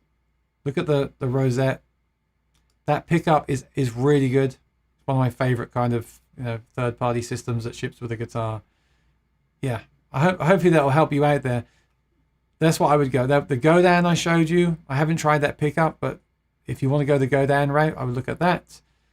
The silent guitar, if you want to go really modern and something you can travel around with, because it folds down to a very small size, and you haven't got to worry about humidity with that, right? Not really. You do, but not really. Not like you do with a guitar like this or the NT, which is just, I just know it's going to be incredible. Because the red label I have, again, I was talking about selling some guitars. I might sell my red label simply because I'd rather take other guitars to a gig. I'm not using it, but that's a mahogany guitar, and that sounds really good. And that pickup is very, I'd say, solid. It's not my favorite pickup, but of all the third-party systems that comes in a guitar, third-party, should I say first-party, of all the systems that are built into a guitar, that's definitely up there with some of the best. So, oh, Bill says, I think that body is walnut. Let's take a look. And by the way, these are the humidipacks that I recommend. The Dario. I always say it wrong. Great reviews here. Specs. Let's take a look at the nut width. Did you say you wanted... Oh, the radius is there too. And the nut width, 1.875. So I don't know. I forgot what specs you said you're looking for. But if these specs are what you're looking for, I wouldn't hesitate to recommend this. You're right. Yeah, you're right. Thank you, Bill. It is walnut back and sides, African mahogany neck. I mean, isn't that price great?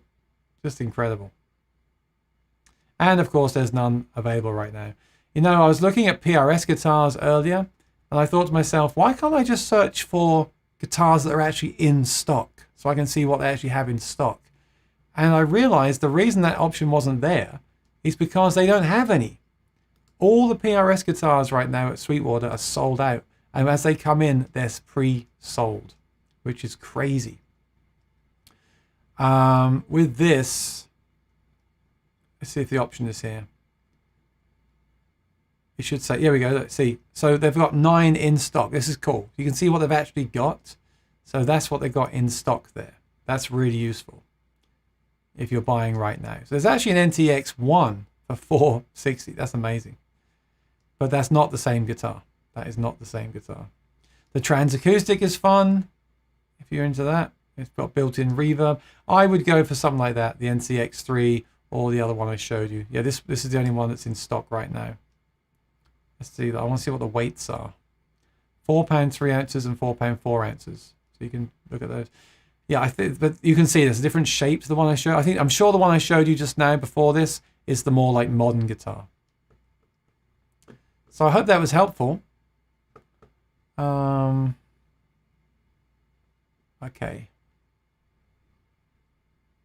I want to see what you're saying over in the chat here. Oh, okay. Stephen. I love my Voice Live 3 for acoustic. However, I find the effects are not as strong for electric.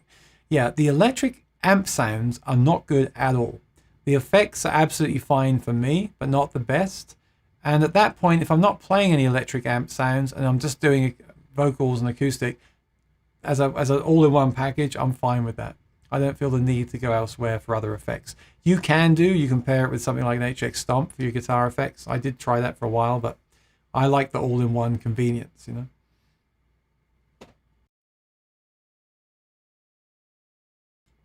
Jasper says thank you. You're welcome, Jasper.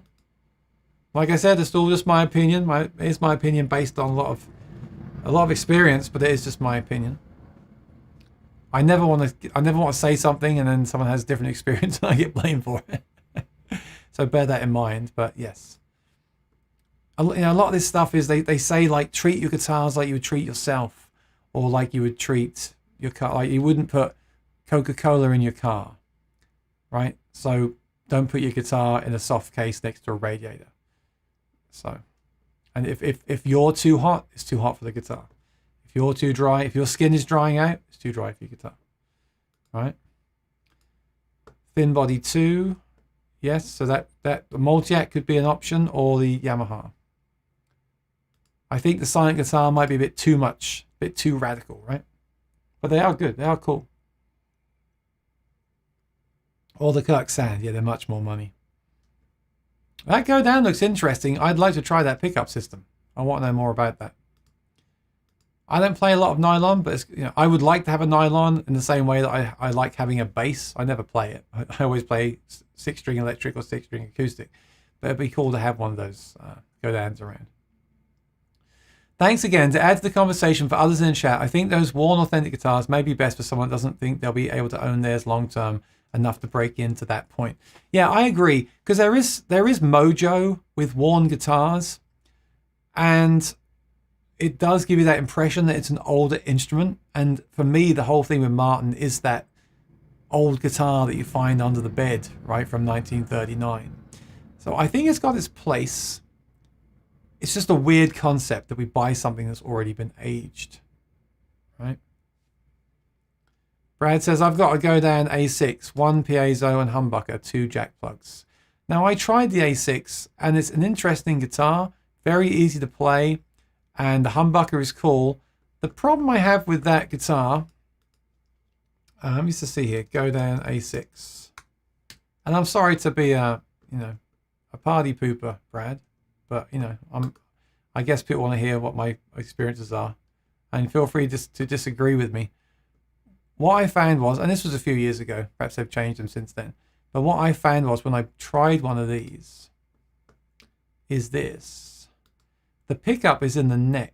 And for what I do, I want the pickup to be in the bridge, because this is a great jazz guitar. It's steel string, and you can blend that warm humbucker in with the piezo pickup, and you get a warm jazz tone. I tried using it on a rock band gig, and I had to just add a ton of treble to that humbucker to make it work in a rock band. It's not in the right position. For a rock band, I'd love them to release a version where that pickup is in the bridge position.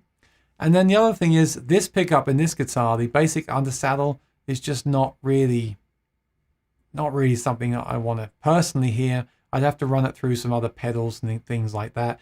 I'd like to see them, I guess that'd be more like an Acoustasonic. I'd like to see them move this humbucker into the bridge and then use something like the Bags pickup in there, or maybe this new pickup they're talking about. Let's see if they're actually using that in here, what this is. What is the pickup system? You see, it's a custom go-down undersaddle transducer and custom preamp. So it's just that kind of undersaddle tone. So that's why I didn't gel with it personally. But I think, again, just my opinion, if they made one of these with that new system, which has got the undersaddle and the body sensor, and they moved this pickup to the bridge position, or even had two of these, I'd probably buy one. Because their value is outstanding. Look at that, $950 for this is outstanding. Their quality is really great. Yeah, they're great. It's just not laid out the way that I want. Or they're like new tuners to me as well. It's not the system that I would want personally, but definitely worth checking out. Yeah, definitely a cool instrument. But who knows? Just my opinion. Someone wants that sound look like an authentic 50,000 guitar. Exactly. That's exactly who they're for, isn't it? Those authentic guitars are for someone like when I was in Nashville at NAMM show, I went to Carter and Gruen, and I was thinking, you know what I'd like to do is to sell everything I own and just buy a real Martin guitar. That sounds terrible, doesn't it? What I mean is that classic Brazilian Rosewoods iconic guitar. I thought about that for 1 second, and I thought that's a terrible idea. And even if I sold everything, I still couldn't afford one of those guitars. So that's when you see those authentics. They're around, what, 7-8K? They're not cheap, but you could sell 3 guitars and get one of them and have the experience. That's what it is. It's the experience. Of course, it will never be the same. It hasn't got the history. It's different wood. It's not that vintage guitar. But it's going to give you that experience for much less money. So I agree with that. And I liked it. I tried it, a D28 authentic aged, and I really liked it a lot. Again, I liked that guitar. I'll say that. I like that guitar. Stephen says, Taylor has been making some nice affordable nylon guitars lately. Good bang for the buck. Yes, I actually played a nylon Taylor at the Chet Atkins convention a while ago. Let me have a look at those. Taylor nylon string. And the ES2 is a pretty good system. I think it is. There's the Academy, which is $599. And there's the 812, which is nice. Oh, there's also an Academy for $749. Doesn't have the ES2 though. So I would go for the 812 CE. I bet they haven't got any in stock. No, they do not. It's just crazy right now. There's so much stuff that's back ordered. It's absolutely nuts. Check this out. Looks stunning, of course. Looks great. Love that rosette. It's got the ES2. A lot of people like to hate on the ES2. I think it's a really good system, in my opinion. These guitars are well made. I haven't played one. Taylor, I've played some really great Taylors at NAMM. I've also played some that I don't like as much. They seem a bit stiff to me, some of them. So you definitely want to check them out before you buy one. But having said that, it's all about the bracing as well. This isn't V-brace, right? This is a different bracing for the nylon. So yeah, I'd have to try it. But I mean, on looks alone and the pickup system, it's great. But I don't think that's what we were looking for. I think we were looking for a more thin body, a thin line type guitar. But yeah, very, very pretty. Very pretty guitar. I like my new guitars to look new, like jeans. They have to be broken in by the player or the wearer. I used to think like that. I've come around a little bit. It's so funny because if I buy a new guitar and I get a little scratch in it, I'll lose my mind. And yeah, I would consider buying a relic guitar. How does that even work? I think it's just me. Lee agrees.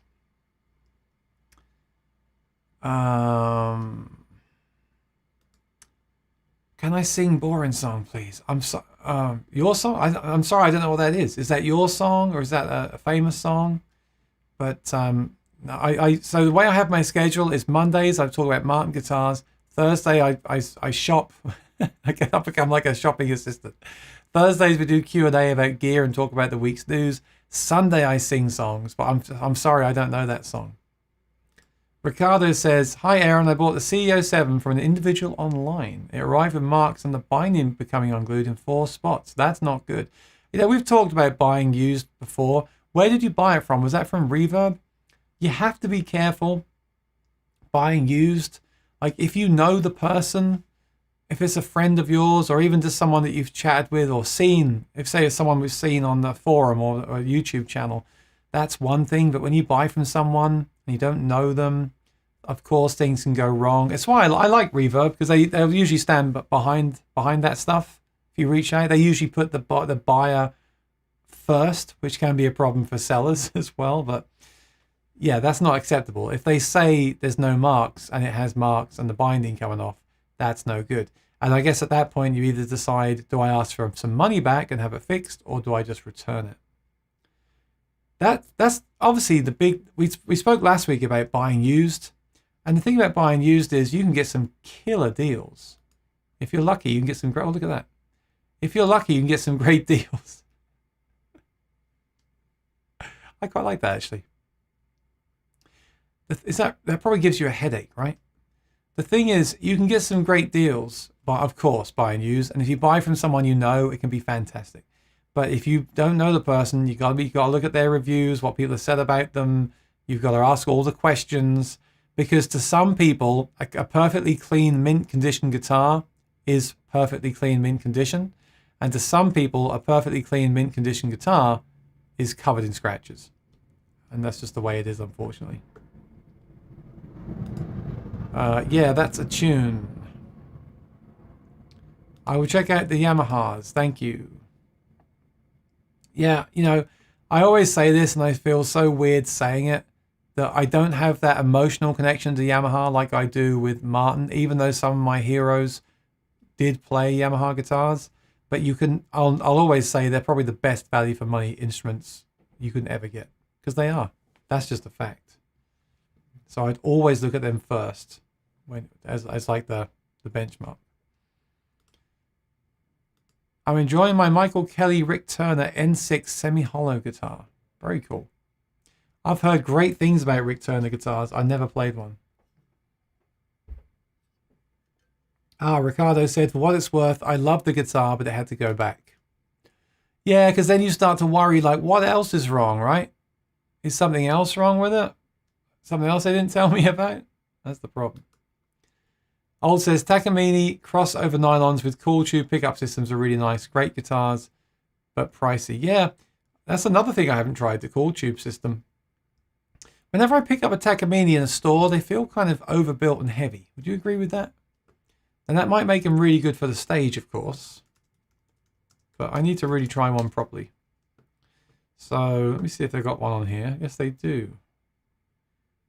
So let's give them some more options, shall we? Check out this. Oh, yeah. Look at the variation. Isn't that nuts? Why is that completely different color? Am I missing something here? 4 pounds 2 ounces, all the way up to 4 pounds 9 ounces, and completely different looks. Wow. Yeah, the Cool Tube is a very well-respected preamp. It's got your tuner again. Takamine make great stage guitars. Just ask Garth Brooks. And it comes with the hard shell case. You see what I'm talking about, Jasper? That looks like a great quality case to store a guitar in. I just wouldn't want to take it to a gig because it's so heavy. But it will be protected. Is that mahogany? It looks like it. That's a cool guitar, actually. I like that. And the price is good on these things too. Oh, they do. Okay, they do the 6 string, they do 12 string and nylon string. Let's just see what the woods are here. Oh, cedar top and sapelli back, laminated side. Oh, really? Laminated? I'm surprised. Now, just be careful with cedar, because if a guitar doesn't have a pick guard like this, and you use a pick, cedar will wear really quick if it's not a glossy finish. That might not bother you. You might be just relicking it, but just bear that in mind that it will wear. So you might want to get a clear plastic pick guard, or you might want to. It might not bother you if you just play fingerstyle. Probably be absolutely fine. But if you play with a pick and this was steel string, actually a friend of mine used the pick on nylon string, so just bear that in mind when you look at cedar tops. I've had some that have worn instantly. Right, instantly. Old says, Takamine crossover nylons. Oh yeah, we just did that one.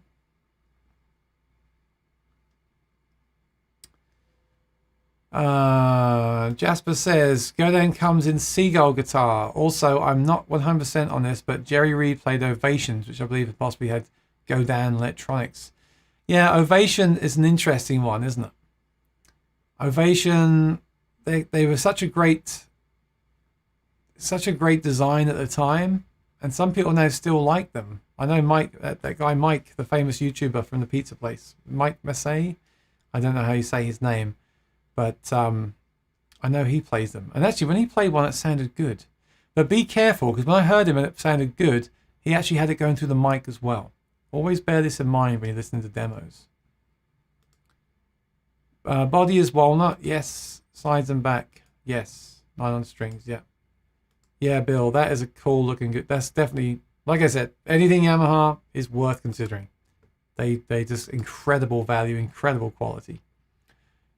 Pros about Cool Tube is you can yank out the preamp and plug in a different model. Yeah, they actually make like interchangeable preamps, and you can change your preamp. I'm surprised I'm not more into that idea. It's kind of a cool idea. And it's all analog, right?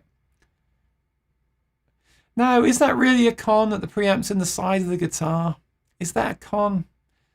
A lot of people hate it now. A lot of people are saying, no more holes in my guitar. I want the pickup in the guitar in the sound hole control with the sound hole controls.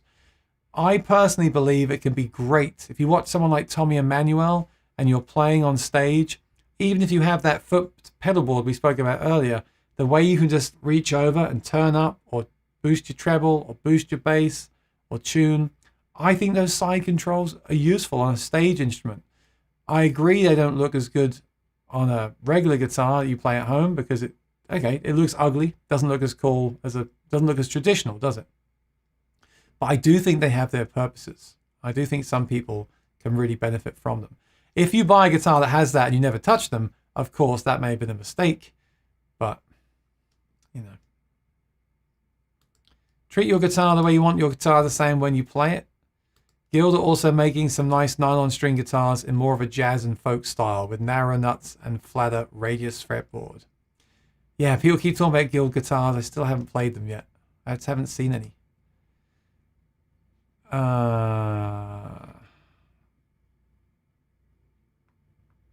The A6 works quite nicely acoustically. I bought it hoping it would be easier to play than my normal acoustic.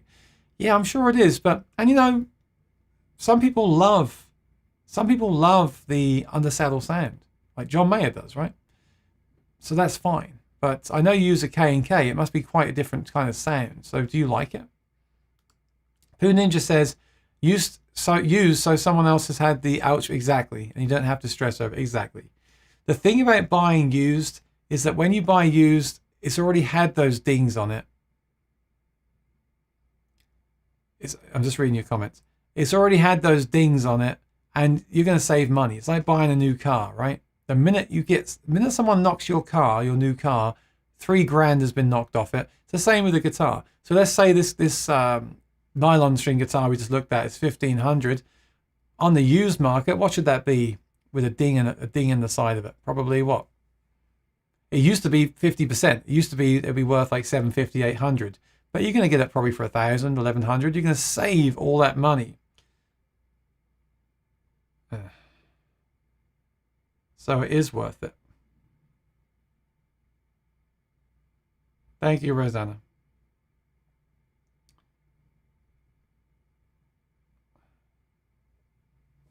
Yeah, so you're going to save money instantly. I've had some good experience. Talking about used gear, I've had good experiences and bad experiences.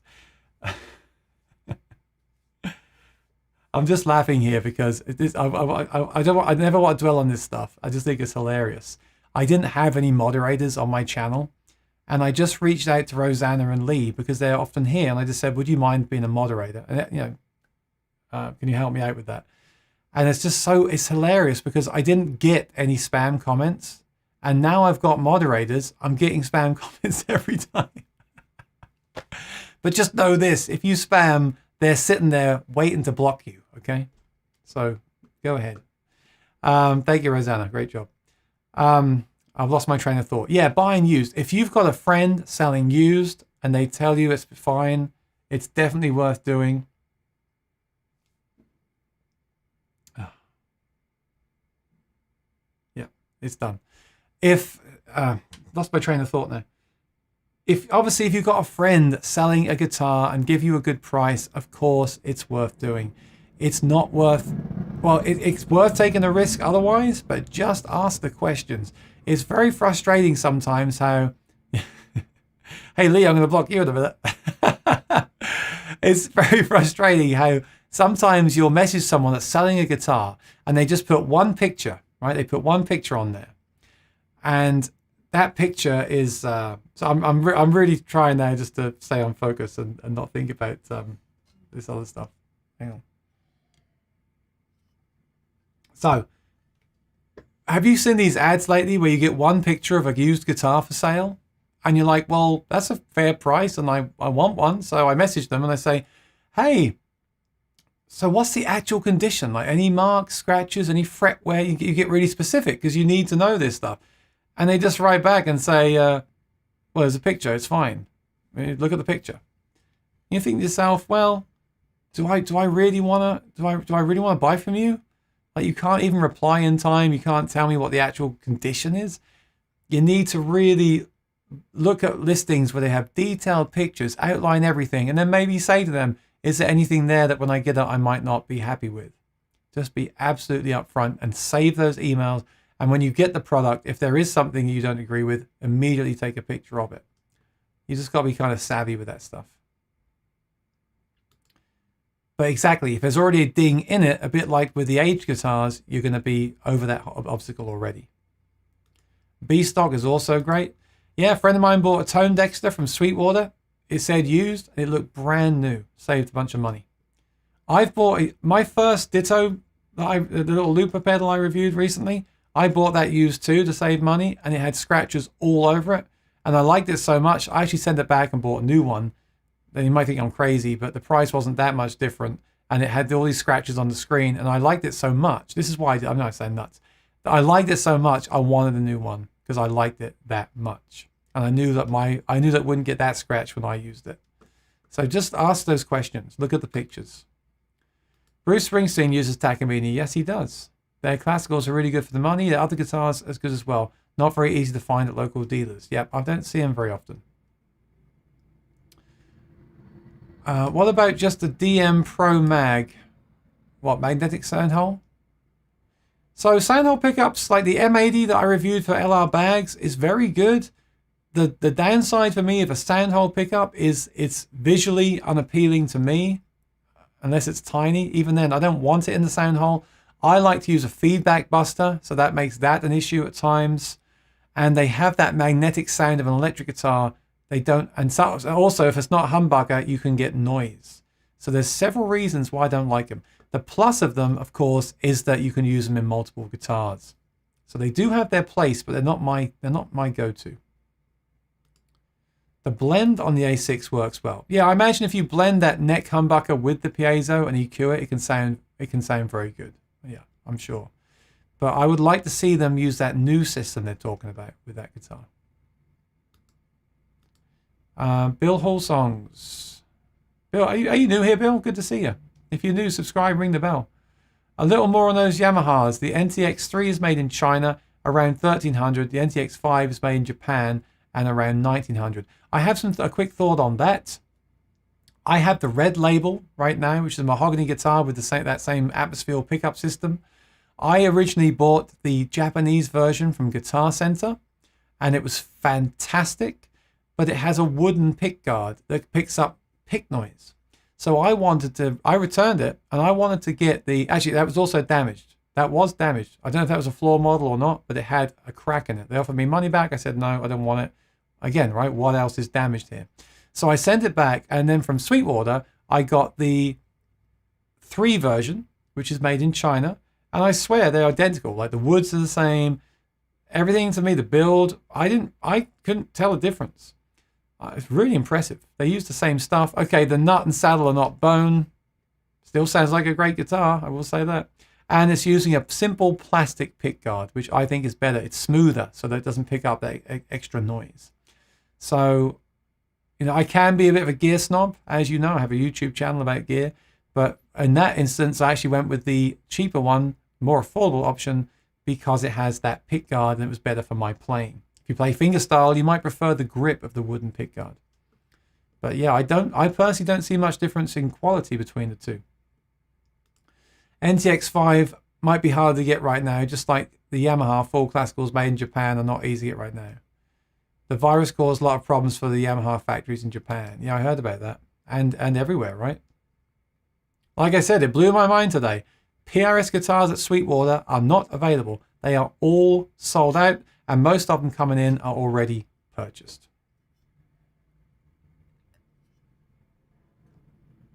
You got to have a wrench about. Don't give me a wrench. I go insane with power and 300 seconds.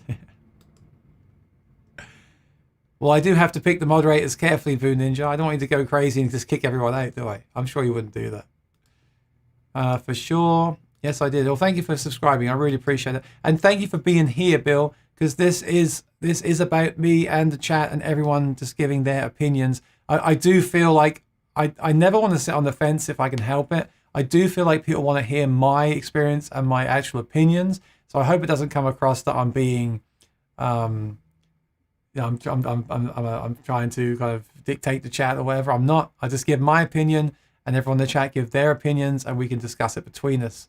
And hopefully it'll help some people make decisions. Some of the Chinese guitars are great, but especially the Yamaha. The Yamaha Chinese guitars are great. That's really what I meant. Like that can't think of the model. Is it the F3 FX I forgot. The Dreadnought version of that atmosphere guitar. Absolutely fantastic. Made in China, 3 series mahogany laminate. Yeah. Well, actually, let me show you. Let me show you. We've got like 20 minutes left. Let me just show you on the screen what I'm talking about here. This is the red label.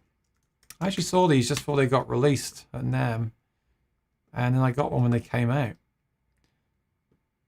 It's the same thing. I'm not attached to it, but it's got that mahogany tone in spades, and it's a sort of guitar where I could take it out and use it for a multiple of things. Like a multitude of things. I could take it to a picnic, I could take it to the stage, whereas with some of my guitars, they're only good for recording or for stage. This really is a do-it-all guitar. So this is the first one that I got, and even this one, and these are hand-built. Even this one is under 1,500, which again, Yamaha, they absolutely kill it with their prices. I think the reason is because they have huge factories, right, and resources. That's got to be partly to do with it. So this is absolutely stunning. Look at the wood they're using. It's got an aged top. It's got the bone saddle. It's got a wood pickguard. The wood pickguard looks stunning, but I did find it picked up some extra noise that I didn't want. The tuners are great. You know, it's just great. That pickup is a very good pickup system. If someone said to me, I want a guitar that does it all for less than $1,500, I would totally point them in that direction. But what I ended up doing is I went down to the 3 series, and the X is the pickup. So I had the X in there too. There's also a smaller body version, which I think you might like. But I went down to the 3X. Look at that. And I think I got mine for $999. There was a deal on at the time. So $999, and you've got that flat pickguard there. The same pickup, everything the same pretty much. But you'll see if you look in the specs, always look in the specs here. You'll see that it's actually a gig bag, not a hard shell case. That does account for a lot of the pricing. And it's got the nut and saddle is this material here, which I'm not sure what that is. It's a synthetic material, but honestly, it just sounds good anyway, so it didn't really bother me. I never changed it. But yeah, that comes with a really nice gig bag. Some people say, oh, gig bag, no. See, Jasper, some people don't want those gig bags. They feel it's lesser quality, less value.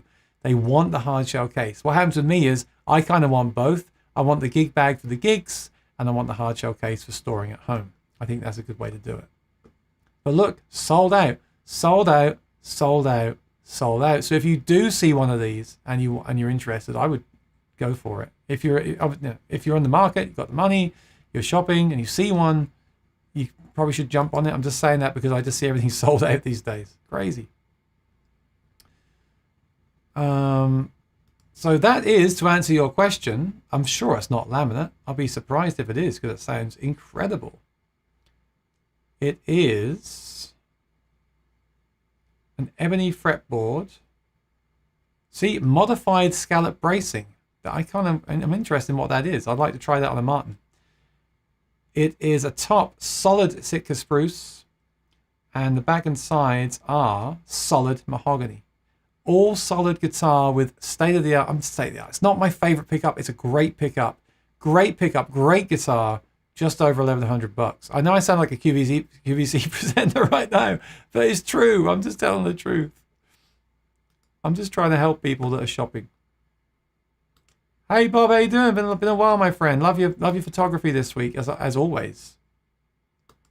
All solid. Yes, it is. Yeah. Even the NTX3. Yeah. Thanks, Bill. I mean, you know, the thing is, Bill, I spend so much time looking at gear and researching gear and watching other people's channels. And over the years, I've tested so much gear. I think it's great just to chat about it with everyone. And then we can get different opinions too. Like there's a few things today I heard about which I haven't thought about. So it's really great for that. That used to be the big difference. Yes. And some of the really more affordable stuff from Yamaha is laminate. Like when I reviewed the $300 Yamaha, I didn't realize that is a laminate back and sides. Still sounds really good. Now on reflection, I can hear that it's laminate. It's not the same as solid wood, but for $300, I mean, wow, that's still a great guitar in its own right. I have a lot of respect for Yamaha instruments. I do. Brian's Guitars in Cheshire, Connecticut has loads of the new PRS guitars. They're okay. Yeah, when I say PRS is sold out, I'm talking about Sweetwater. Of course, you can go on Reverb and find them. Of course you can. Of course. But I'll check that out, Roslyn. Thank you. Connecticut. It's not too far. The NTX3 Nylon is solid walnut sides and back, Alex, if that's the one you're asking about. Yeah. Great. Yeah, all the Yamaha stuff is a great deal. And by the way, if you click my Sweetwater link in the description below and you buy something, I do get a commission at no cost to you. Just throwing that out there. You don't have to. Just throw it out there.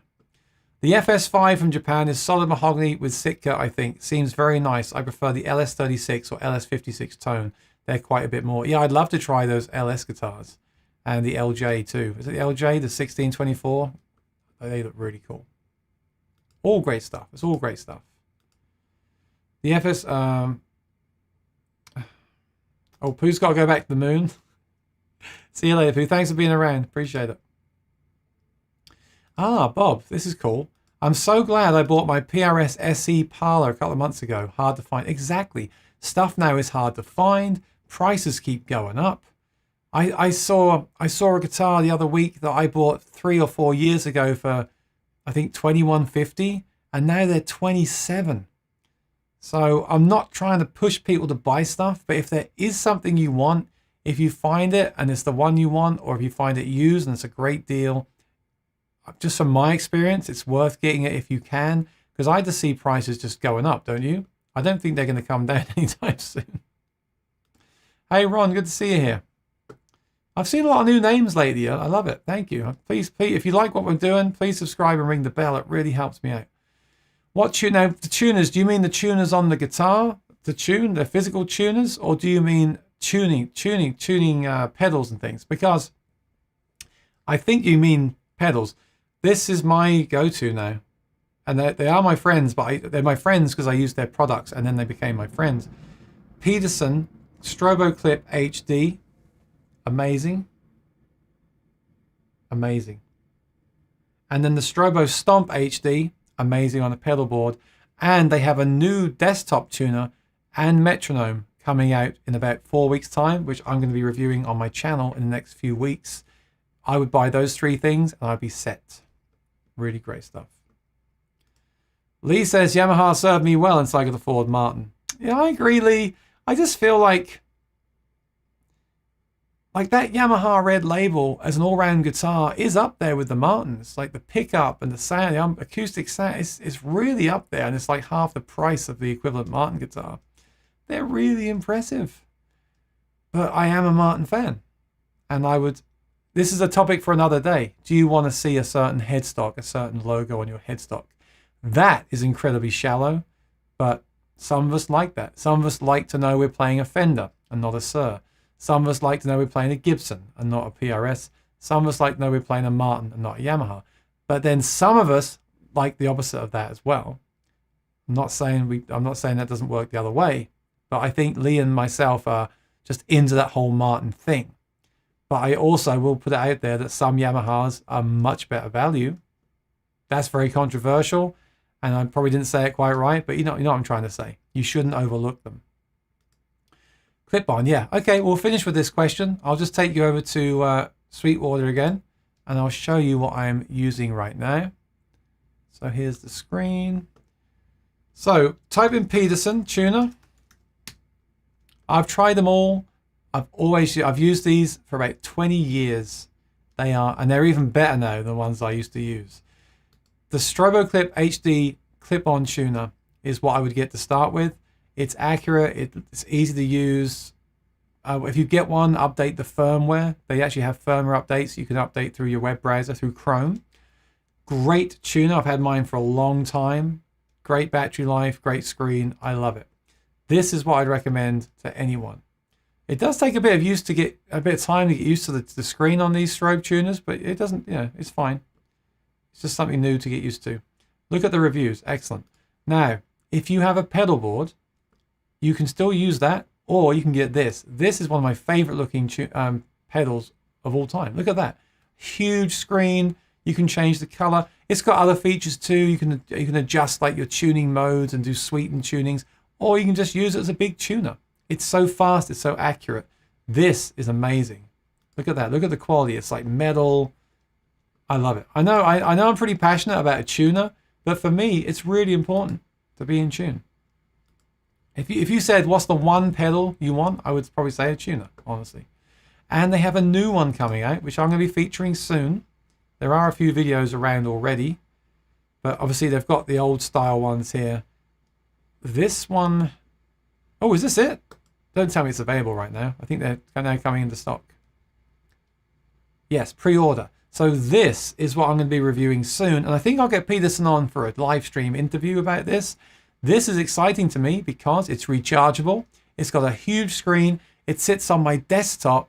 It's got a microphone and a speaker. So I can actually, rather than grab this one and clip it on to tune, I can put this in my gig bag. I can have the pedal version on my pedal board, and I can have this one on the desktop. It's on a stand. Look. Right? I can leave this on my desktop plugged into USB power at all times, and I can either plug in the guitar to tune, use the mic to tune, or I can also use the metronome to practice to, which I like to do that a lot too. So this is exactly what I want, and this is coming out soon. So those three for me are the creme de la creme, as they say. You probably don't need all three of them. The clip-on one would probably do a lot of acoustic players just fine. The pedal one would do a lot of electric players just fine. This is more of like a studio or a teaching tool.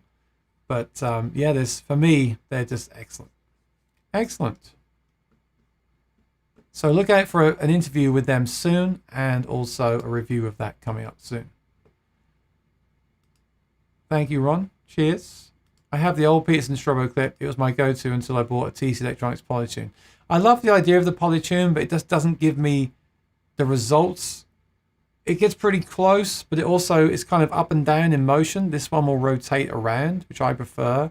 And I also like the black here too, over the white Polytune. Yeah, I like TC a lot, as you know, but this is for me, this is the real deal. Gary has both, and they're great. Yeah, me too. I'm interested in the sweet tuning that's built in. Yep, there you go. There you go. That is built in. I don't use that. Even just as a straight up tuner, I love it. But it also has those sweetened tuners. You just got to decide, do I want the clip-on, do I want the pedal version, or do I want the desktop version? And if you look out for that live stream probably in 4 weeks' time when Peterson join me here, feel free to come and ask them their opinion and questions as well. All right, it's been great. So, like I said, it's been a kind of a crazy couple of days, but I really wanted to come on. I really want to come on. I love doing these chats. I learn so much, and I really enjoy the whole community aspect of it all. So look out for next week. I've got Sunday, I'll be doing my cover songs, so check that out. Monday, I'll be with Spoon Phillips. It'll be like this, but two of us talking about any question to do with Martin or acoustic guitars on Monday. Wednesday, I'm planning on having a very special guest. I'm not going to announce it yet because it's not confirmed. And then Thursday's Gear Chat, and then Sunday we're back again. So that's my regular days now. Monday, Thursday, Sunday, 4 p.m. EST. If you like what I'm doing, please subscribe, ring the bell. That's what helps me the most. And also, if you've got any friends that like gear, or if you're on a forum or something sometime, invite them along here so they can join in as well. The more people that are here, the more people that are subscribed, the more I can do for you, because the more gear I can get and the more reviews I can make, right? Bill says, take good care, you too. Looking forward to Spoon. Yeah, always a pleasure with Spoon Phillips. Looking forward to that. And Bill says, nice to meet everybody. Yep, thank you to my moderators today, Lee and especially Rosanna. Great job today. I will see you very soon. Everyone take care, be well, have a great night. And now if you want to, go and switch over to Facebook, Maury's Music, where they're doing dueling Martin guitars. I shall be there while I make my dinner. So I'll see you over there. And now Lee wants to buy a nylon string guitar. Hey, I don't want to enable anyone. It's just an idea for you. Bob, it's great. It's been a while, Bob. It's great to see you here. Thank you for joining me. Thank you. I hope you can make it to see Spoon on Monday. And the other week, I did play Handle with Care for you on my live stream on a Sunday. Thanks, Thomas. Thanks, Ols. Thanks, everybody. I really appreciate you being here. It's fantastic. I'll see you real soon, all right? Everyone take care. And Aaron Short, out.